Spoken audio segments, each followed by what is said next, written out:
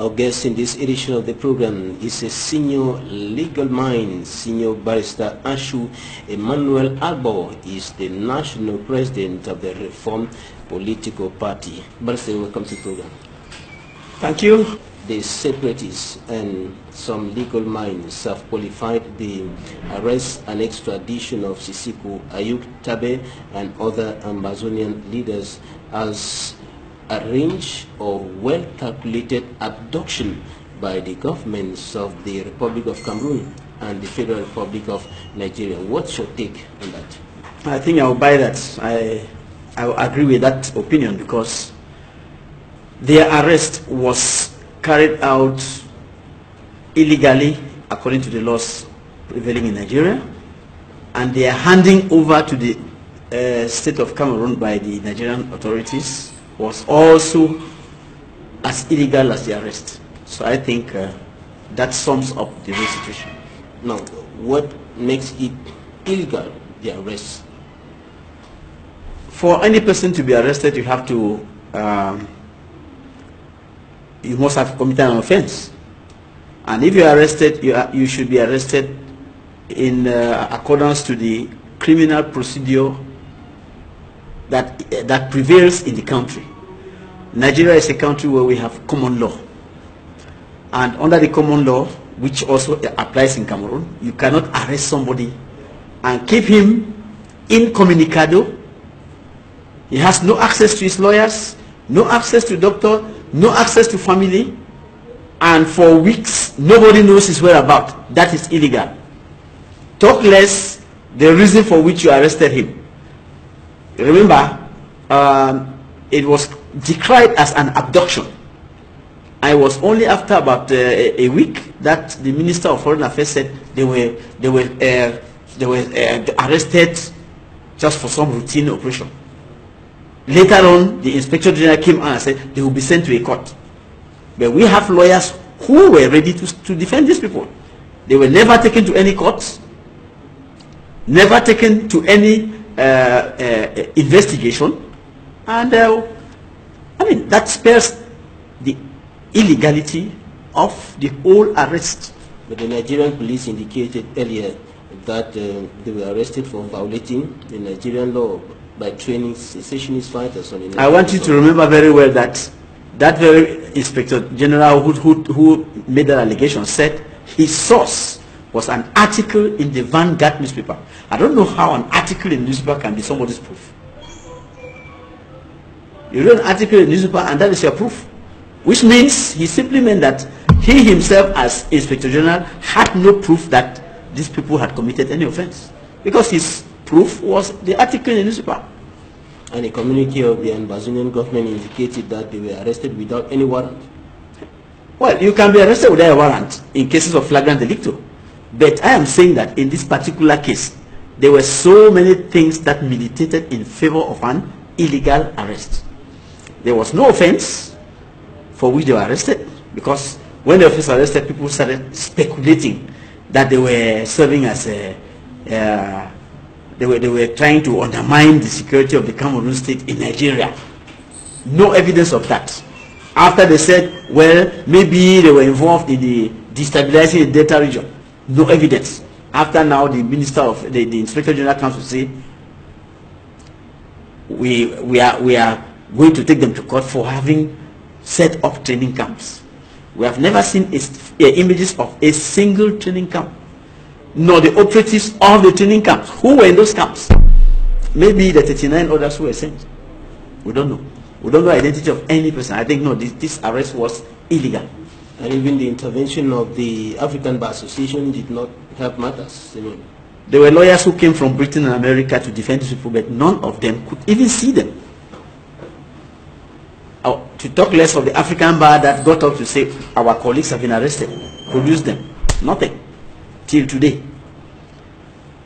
Nothing in Nigeria, nothing in Cameroon. You just mentioned the Minister of Communications, the government spokesperson. My colleagues in Yaoundé have gone to said judicial police to announce their interest in this matter, to defend Sisiku. None of them has seen Sisiku with his acts. No. So I don't know I don't know the legality. When we talk of legality, what are we talking about? Are we building a case to judge the dead? Are we going to try the dead or the absent, or try images on the wall? Because even under Cameroonian standards, no person should be arrested and kept incommunicado. You shouldn't be kept, because when they arrest you, they read the rights to you. You have the right to remain silent. You have the right to a lawyer, to your doctor, to your family. I saw the statement of Madame Ayuk Tabe. She last time she saw her husband, or the head from her husband was on the feet. Even in Cameroon, nobody, her colleagues have gone there to say we want to defend this man and the other people. Nobody can see. So I don't know what due process of law are we gearing to? Are we going to defend somebody who has been kept in some hidden chamber and assign statements that will be produced to the court of law and say, okay, this is a statement that were collected from this man? Before he gives a statement, he has to see his lawyer. Ayuk Tabe has many lawyers. Many people are ready to defend him. Now, from the political point of view, the arrest seems to have been an arrangement between the two governments, and not just something that was masterminded by the government of the Federal Republic of Nigeria. Well, we all saw the arrangements unfold on TV when the Cameroonian minister visited Nigeria, the Nigerian minister visited Cameroon, and the ambassadors and all that. We all saw that. And politically, it was clear that there was some arrangement being made between the two governments. But politically, again, you see, well, or rather, diplomatically, there was an arrangement between the two governments. But politically, I think that was a very big mistake, because you don't try to silence a revolution by cutting off the head. If you want to silence a revolution by cutting off the head, it's like trying to put out a volcano, the flames from a volcano, by doing away with the fire that is up there. The fire that is under, it's going to come up. You see, when a volcano is erupting, you carry cement, concrete, and go and cover the mouth of the volcano. Have you done anything? The one under will come and blow that nonsense off. You see? So So you're saying that the arrest was another error? It was a fatal error. Politically, it was a fatal error that no politician worth his salt could have made. The Cameroon government ought to have learned from the case of the consortium. When they arrested the consortium leaders, did the struggle stop? It didn't. He still fled up. Now, after failing with the consortium, they come now, they have an interim government. It's not consortium, a government, which has ramifications all over. You come and arrest a few elements, because I want to believe that it was not the entire government that was arrested. The proof, we still have somebody like Chris Anu talking. They saw another one who said he missed the flight. Others who are in America. Bob Gahamoni, who has been elected another interim leader. So it was a fatal error that they ought not to have done politically. Because if you catch these people and kill them, they become martyrs. And you know the martyr effect. They will be adored by the people. And when people start adoring fallen heroes, you think you can quench the cause? No way. If you leave them alive and you bring them here like they say they are here, the day people will see that these people are in Cameroon, I'm telling you, we are in a very bad situation, because this is a struggle that has gone out of hand, because it has an arm wing. They are killing people every day. You and I are not safe. In fact, from social media we see information that they are giving the government up to Monday. I will not leave my house. I would not like to leave my house on that Monday. Now, weeks after the arrest in the Federal Republic of Nigeria, the Minister of Communication and Government spokesperson of the Republic of Cameroon, Issa Chilima Bakari, in a press conference, confirmed their extradition. But some legal minds like you are saying that it wasn't extradition, but it was something else. Extradition is a process of law. It's a judicial process. extradition is ordered by a court of law. We have it even in our criminal procedure code. Extradition is a judgment. It's a well-defined procedure that takes a long time. There was no extradition in this particular case, because extradition starts with a diplomatic application, which leaves Cameroon through diplomatic channel to Nigeria. Then it goes from diplomatic channel now to the criminal court, the competent criminal court that has to entertain the application. And the person to be extradited is given the opportunity to defend himself. In this particular case, I'm very sure that the two countries saw that it was impossible for them to send those people to Cameroon by way of extradition, because all the laws and international treaties are against. You cannot extradite somebody to a place where they're going to kill him. The law on terrorism in Cameroon has as punishment the death penalty. So nobody could accept to extradite them here on charges of terrorism. Again, many of them were political refugees. Many of them had dual nationality, American, Belgian, and all that. You cannot extradite them. Then for you to extradite, you have to show proof that they have committed something back at home. And then our criminal procedure code acts that you cannot extradite any form of government. But this is a whole interim government that has been carried and sent. You see, so if we had to go to a court of law, that thing would not have been possible. But the government officials who argue that it's a government that of a country that does not exist. The criminal procedure code talks of any form of government. You see, like in the case against Yondo Black, I am very, very afraid that the people who initiated all these things, if that case were to go to the end, they will wish the case never came up. You see, when Yondo Black and co were arrested because they wanted to create a political party, you saw the outcome. The outcome was that after they said the matter in court, the president ordered that political party be created, because they were trying to stop the obvious. The constitution authorized the existence of political parties, and you want to stop them from existing. How can you, in a state, in a country where we have had a federal system, two federated states, want to say that one of the states never existed? How is that possible?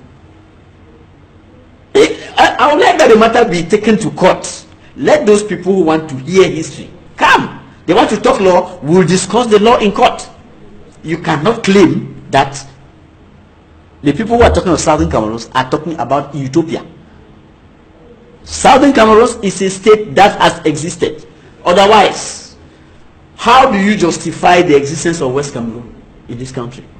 West Cameroon is a state that came out of plebiscite, after plebiscite. One of the federated states, of which Foncha was Prime Minister. And it was a state in the Federal Republic of Cameroon. So you cannot say it has never existed. When you go to Buea, you see Prime Minister's Lodge. That lodge was what? That was the Prime Minister's house. All the institutions of government are present. You cannot say the state never existed. Now, if it wasn't extradition, as the government of Cameroon claims, what was it then? Another abduction? They were handed over. They were handed over. It was not abduction. From Nigeria to Cameroon, you cannot talk of abduction, because the Nigerians knew what they were doing. That is if they were actually given to Cameroon, because as of today, I have mixed feelings about the existence of these people, because I don't understand how people who have been sent to Cameroon for the due process of law to be carried out cannot be seen anywhere. Like the Minister of Communication cannot be seen anywhere. Yeah, you see, I would have loved to see these people and maybe enter appearance for one or two of them, but they are not seen anywhere. And even the lawyers who want to... My colleagues have gone there. Access to the... On the lawyers forum, I've seen my colleagues who have gone there and reported that, Master, we have gone there, we could see nobody. They could not allow, or they say, go to Commissioner for Government, who has to give you permit. That thing doesn't exist under the law. There is no such thing as a Commissioner for Government authorizing a lawyer to see his client. It does not exist. And this has provoked questions like, are they dead? Well, the people who want those questions to be asked should explain why they are putting all those hindrances to the contact between the privileged relationship between a lawyer and his client. It's a privileged relationship. You cannot stop somebody from seeing his lawyer or a lawyer from seeing his client. When it comes to the state where a lawyer can't see his client, then we start asking ourselves the question, what type of justice are we getting to? If they cannot even talk to their lawyer before any statement is made, what type of judgment are we heading to? Are you sure we're going to have a fair trial? Are we sure? Are we not sure that they're just going to be sent to the guillotine? No, but the government, however, made issued a release indicating that the leaders are in good health. They are being detained at the state. The government is not a doctor. The government is not a medical doctor. The Criminal Procedure Code says any suspect is entitled to see his doctor, to see his lawyer. The legal doctor is a lawyer. The medical doctor is the doctor. The government is neither a lawyer nor the doctor for the suspect. So they should play their own role and leave lawyers and doctors do theirs. Why can the lawyers not see them? Why can the doctors not see them?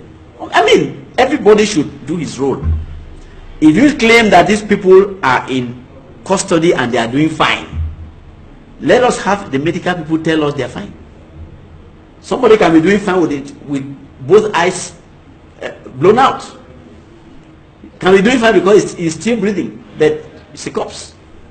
It was, however, a response to what the government of Cameroon called social media allegations of the possible assassination. I am a legal mind, and I think that legality does not go well with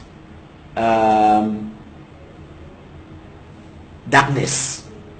If you want to talk law, please play well with the law. You cannot come to equity with dirty hands. If you say the people are doing fine, please apply the law, let their lawyers see them.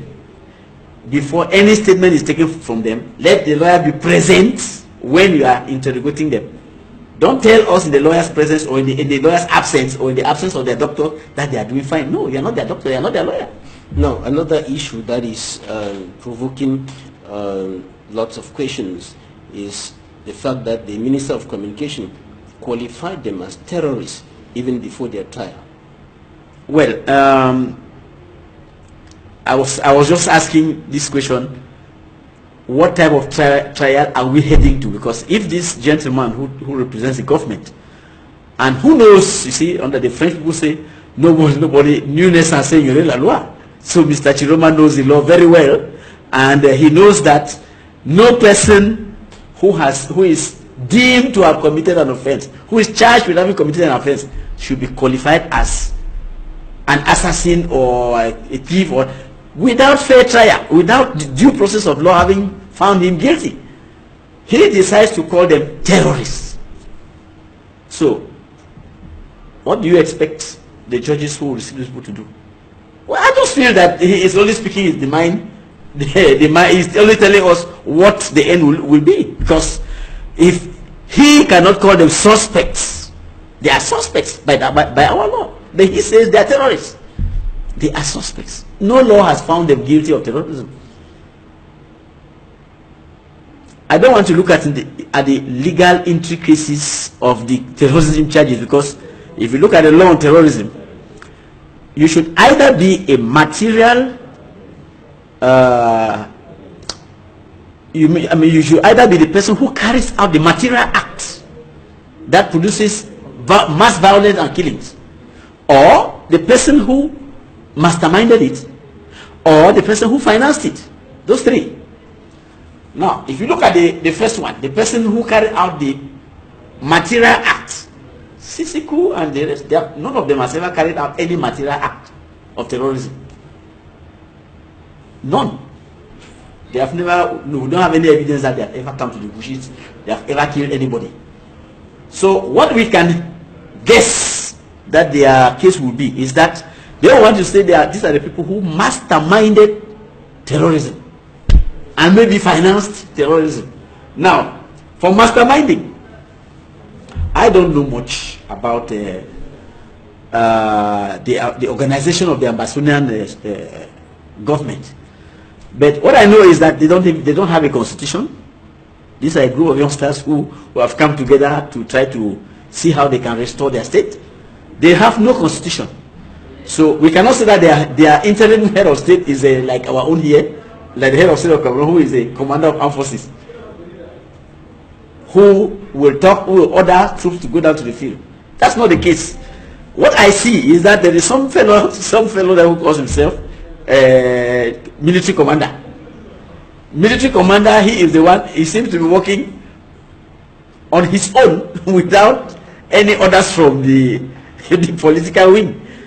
Now, so if we want to look at it carefully, the prosecutors will have to prove that the political wing was actually controlling the military wing and giving them orders to go act. You see, for you to say that they are the people who mastermind the, because for what we are seeing, okay, Sisiku Ayuk and the rest have been arrested, but we still have these military people who are telling us, giving us 48 hours ultimatum, produce them, or we are going to make you live hell. You see, that shows that they are independent of the political wing, which was there for diplomatic canvassing and organization. But the actions, the military actions in the field, I don't think were commanded by the people who were arrested. So the prosecutors are not going to have it easy proving that Sisiku, if he's still alive, or that any person's dead. I remember sometime there was an interview where there was some time he made a statement that he was against any form of violence. Remember that? So anyway, I'm waiting to see how the case will be put forward. And it is only after those proofs are presented. The last one of the financing, financing, that the person who actually gives the money. What I know is that the diaspora is contributing monies. They have monthly contribution that they are sending, channeling. To which corner are they channeling? I have no idea. So it would be easy to prove that they were either financing or masterminding. Because from what I'm saying this is an uphill task. It's really an uphill task. If they want fair justice, because you can still go and sit you there, listen to people talk, and then pass whatever judgment you want to pass. But if you want to be objective, it will not be easy to find that those people who were arrested either masterminded or financed. Because none of them is rich for them to finance. They have to have enough resources. There is no billionaire among them whose personal resources could have gone to fund the movement. Now, when we talk of funding, you have to show proof by payment of bills, bank transfers. That is what we're talking about. Don't imagine that they financed. No, proof that they financed. And it is only after those proofs are presented, are administered in court, the judge could be... the judge will say, yes, this actually happened. It will not be very easy, as I'm saying, because... But the Minister of Communication has already gone ahead of the judge to qualify them as terrorists. Well, I want to believe that was an overstatement. All right, we're taking a short break. Time for us to take a look at what the newspapers reported this week in Osenaze with the press review. And when we come back, we'll take a look at the impact of the arrest and extradition of the Ambazonian leaders on the Anglophone crisis.